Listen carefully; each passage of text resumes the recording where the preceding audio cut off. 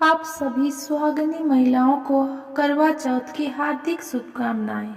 आज हम करवा चौथ व्रत कथा सुनेंगे और व्रत का पूजा विधि भी जानेंगे। तो चलिए आगे बढ़ते हैं। करवा चौथ हिंदुओं का एक प्रमुख त्योहार है।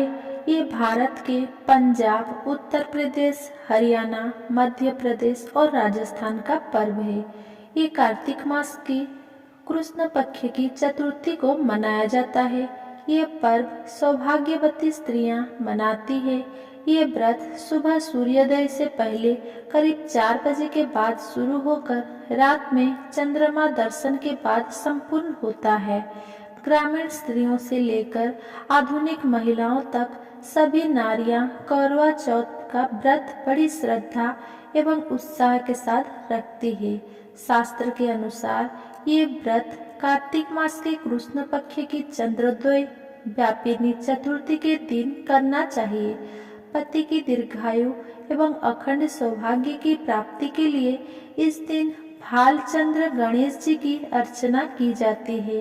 करवा चौथ में भी संकष्टी गणेश चतुर्थी की तरह दिन भर उपवास रखकर रात में चंद्रमा को अर्घ्य देने के उपरांत ही भोजन करने का विधान है।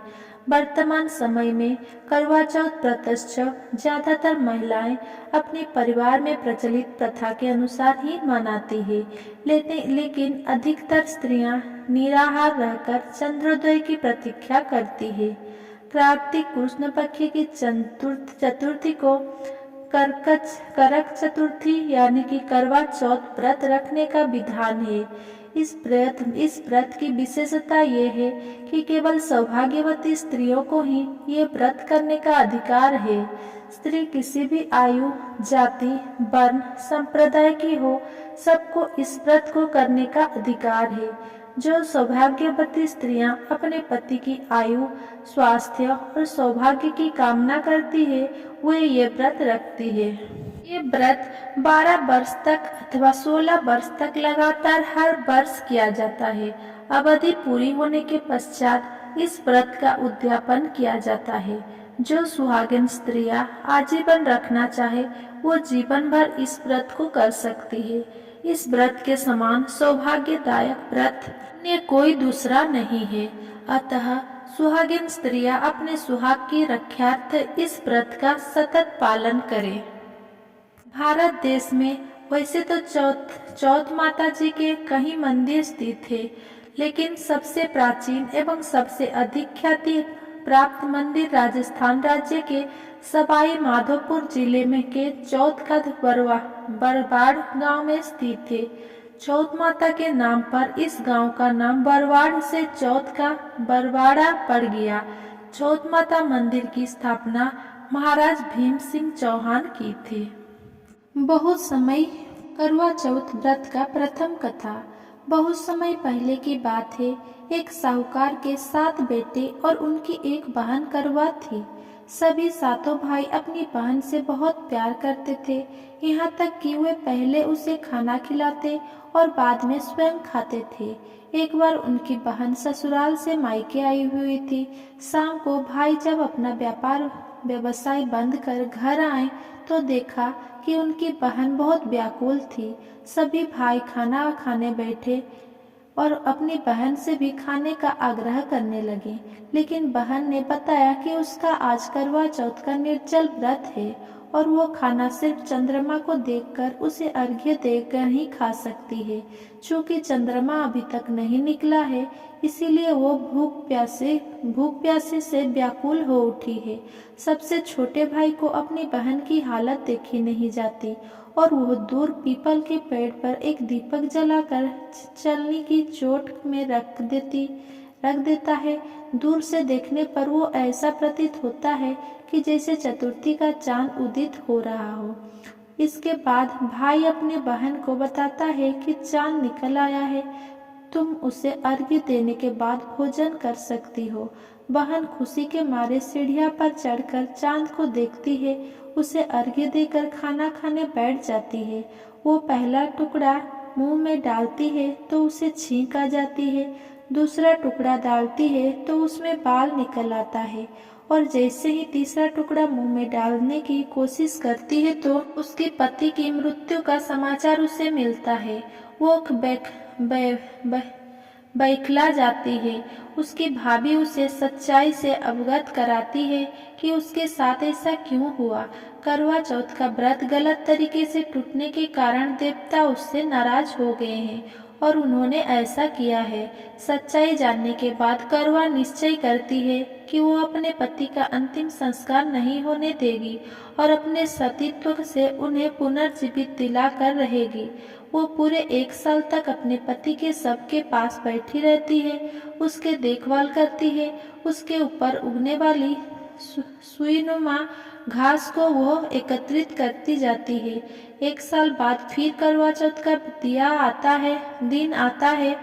उसकी सभी भाभियां करवा चौथ का व्रत रखती है। जब भाभियां उससे आशीर्वाद लेने आती हैं तो वो प्रत्येक भाभी से यम सुई ले लो पियो सुई दे दो, मुझे भी अपनी जैसी सुहागिन बना दो, ऐसा आग्रह करती है।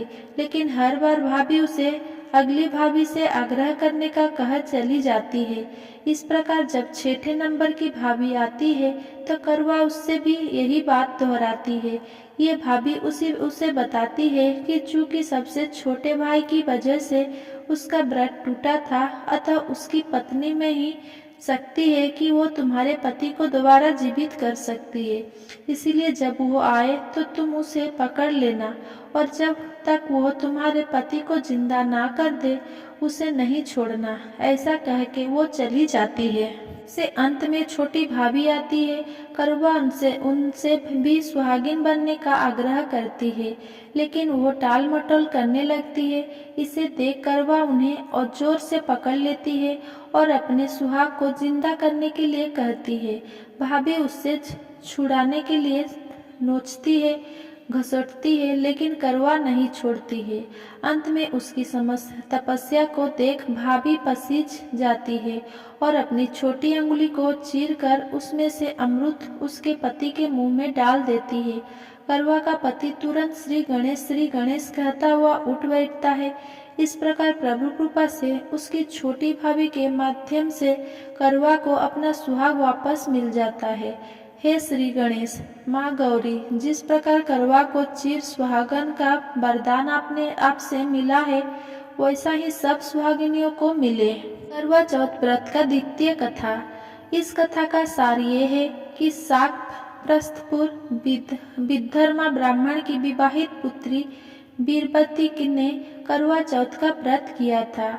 नियमानुसार उसे चंद्रोदय के बाद भोजन करना था, परंतु उससे भूख नहीं सही गई और वो व्याकुल हो उठी। उसके भाइयों से अपनी बहन की व्याकुलता देखी नहीं गई और उन्होंने पीपल की आड़ में आतिशबाजी का सुंदर प्रकाश फैलाकर चंद्रोदय दिखा दिया और बीरबती को भोजन करा दिया। परिणाम ये हुआ कि उसका पति तत्काल अदृश्य हो गया। अधीर बीरबती ने 12 महीने तक प्रत्येक चतुर्थी का व्रत रखा और करवा चौथ के दिन उसकी तपस्या से उसका पति पुनः प्राप्त हो गया। करवा चौथ का तृतीय कथा। एक समय की बात है कि एक करवा नाम की पतिव्रता स्त्री अपने पति के साथ नदी के किनारे के गांव में रहती थी। एक दिन उसका पति नदी में स्नान करने गया। स्नान करते समय वहां एक मगर ने उसका पैर पकड़ लिया। वो मनुष्य करवा करवा कह के अपनी पत्नी को पुकारने लगा। उसकी आवाज सुनकर उसकी पत्नी करवा भागी चली आई और आकर मगर को कच्चे धागे से बांध दिया। मगर को बांधकर यमराज के यहाँ पहुंची और यमराज से कहने लगी, हे भगवान, मगर ने मेरे पति का पैर पकड़ लिया है। उस मगर को पैर पकड़ने के अपराध में आप अपने बल से नरक में ले जाओ। यमराज बोले, अभी मगर की आयु शेष है, अतः मैं उसे नहीं मार सकता। इस पर करवा बोली, अगर आप ऐसा नहीं करेंगे तो मैं आपको श्राप देकर नष्ट कर दूंगी। सुनकर यमराज डर गए और उस पतिव्रता करवा के साथ आकर मगर को यमपुरी भेज दिया और करवा के पति को दीर्घायु दी। हे करवा माता, जैसे तुमने अपने पति की रक्षा की वैसे सबके पतियों की रक्षा करना। करवा चौथ का व्रत। चौथी कथा। एक बार पांडु पुत्र अर्जुन तपस्या करने नीलगिरी नामक पर्वत पर गए। इधर द्रौपदी बहुत परेशान थी। उनकी कोई खबर ना मिलने पर उन्होंने कृष्ण भगवान का ध्यान किया और अपनी चिंता व्यक्त की। कृष्ण भगवान ने कहा, बहना, इसी तरह का प्रश्न एक बार माता पार्वती ने शंकर जी से किया था। पूजन कर चंद्रमा को अर्घ्य देकर फिर भोजन ग्रहण किया जाता है। सोने, चांदी या मिट्टी के करवे का आपस में आदान प्रदान किया जाता है, जो आपसी प्रेम भाव को बढ़ाता है। पूजन करने के बाद महिलाएं अपने सास ससुर एवं बड़ों को प्रणाम कर उनका आशीर्वाद लेती है। तब शंकर जी ने माता पार्वती को करवा चौथ का व्रत बतलाया। इस व्रत को करने से स्त्रियां अपने सुहाग की रक्षा हर आने वाले संकट से वैसे ही कर सकती है जैसे एक ब्राह्मण ने की थी। प्राचीन काल में एक ब्राह्मण था। उसके 4 लड़के एवं एक गुणवती लड़की थी। एक बार लड़की मायके में थी, तब करवा चौथ का व्रत पड़ा। उसने व्रत को विधि पूर्वक किया। पूरे दिन निर्जला रही, कुछ खाया पिया नहीं। पर उसके चारों भाई परेशान थे कि बहन प्यास लगी होगी, भूख लगी होगी, पर बहन चंद्रोदय के बाद ही जल ग्रहण करेगी। उन्होंने भाइयों से ना रहा गया। उन्होंने शाम होते ही बहन को बनावटी चंद्रोदय दिखा दिया। एक भाई पीपल की पेड़ पर छलनी लेकर चढ़ गया और दीपक जलाकर छलनी से रोशनी उत्पन्न कर दी। तभी दूसरे भाई ने नीचे से बहन को आवाज दी, देखो बहन, चंद्रमा निकल आया है, पूजन कर भोजन ग्रहण करो। बहन ने भोजन ग्रहण किया। भोजन ग्रहण करते ही उसके पति की मृत्यु हो गई। अब वो दुखी हो विलाप करने लगी। तभी वहां से रानी इंद्राणी निकल रही थी। उनसे उसका दुख न देखा गया। ब्राह्मण कन्या ने उनके पैर पकड़ लिए और अपने दुख का कारण पूछा। तब इंद्राणी ने बताया, तूने बिना चंद्र दर्शन किए करवा चौथ का व्रत तोड़ दिया, इसीलिए ये कष्ट मिला। अब तू वर्ष भर की चौथ का व्रत नियम पूर्वक करना तो तेरा पति जीवित हो जाएगा।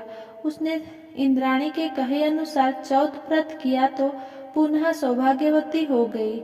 इसीलिए प्रत्येक स्त्री को अपने पति की दीर्घायु के लिए ये व्रत करना चाहिए। द्रौपदी ने यह व्रत किया और अर्जुन सकुशल मनोवांछित फल प्राप्ति कर वापस लौट आए। तभी से हिंदू महिलाएं अपने अखंड सुहाग के लिए करवा चौथ व्रत करती है। करवा चौथ व्रत कैसे करें? करवा चौथ की आवश्यक संपूर्ण पूजन सामग्री को एकत्र करें। व्रत के दिन प्रातः स्नानादि करने के पश्चात ये संकल्प बोलकर करवा चौथ व्रत का आरंभ करें। मम सुख सौभाग्य पुत्र पौत्रादि सुस्थिर श्री प्राप्तये करक चतुर्थी व्रत मह करिष्मये। पूरे दिन निर्जला रहे। दीवार पर गेरू से फलक बनाकर पीसे चावलों के घोल से करवा चित्रित करे। इसे बर कहते हैं। चित्रित करने की कला को करवा धरना कहा जाता है। 8 पूरियों की अठावरी बनाएं, हलवा बनाएं, पक्के एक पकवान बनाएं, पीली मिट्टी से गौरी बनाएं और उनकी गोद में गणेश जी बनाकर बिठाएं। गौरी को लकड़ी के आसन पर बिठाएं। चौक बनाकर आसन को उस पर रखें। गौरी को चुनरी चढ़ाएं। बिंदी आदि सुहाग सामग्री से गौरी का श्रृंगार करें। जल से भरा हुआ लोटा रखें। बायना भेंट देने के लिए मिट्टी का टोटीदार करवा ले। करवा में गेहूं और ढक्कन में शक्कर का पूरा भर दें। उसके ऊपर दक्षिणा रखें। रोली से करवा पर स्वस्तिक बनाएं। गौरी गणेश और चित्रित करवा की परंपरानुसार पूजा करें। पति की दीर्घायु की कामना करें। नमः शिवाय। सर्वार्घ्य सौभाग्य संपत्ति शुभान प्रयच्छे भक्ति युक्तानां नारीणां हस्वलभे। करवा पर 13 बिंदी रखें और गेहूं या चावल के 13 दाने हाथ में लेकर करवा चौथ की कथा कहे या सुने। कथा सुनने के बाद करवा पर हाथ घुमाकर अपनी सासू जी के पैर छूकर आशीर्वाद ले और करवा उन्हें दे दे। 13 दाने गेहूं के और पानी का लोटा या टोटीदार करवा अलग रख ले। रात्रि में चंद्रमा निकलने के बाद छलनी की ओट से उसे देखे और चंद्रमा को अर्घ्य दे। इसके बाद पति से आशीर्वाद ले, उन्हें भोजन कराएं और स्वयं भी भोजन कर ले। पूजन के पश्चात आस पड़ोस की महिलाओं को करवा चौथ की बधाई देकर पर्व को संपन्न करें। आपको हम करवा चौथ का व्रत का विधि कथा सुनाएं। अगर आपको अच्छा लगा हो तो मेरा वीडियो को लाइक कमेंट शेयर करें एंड मेरा चैनल को सब्सक्राइब करें। धन्यवाद।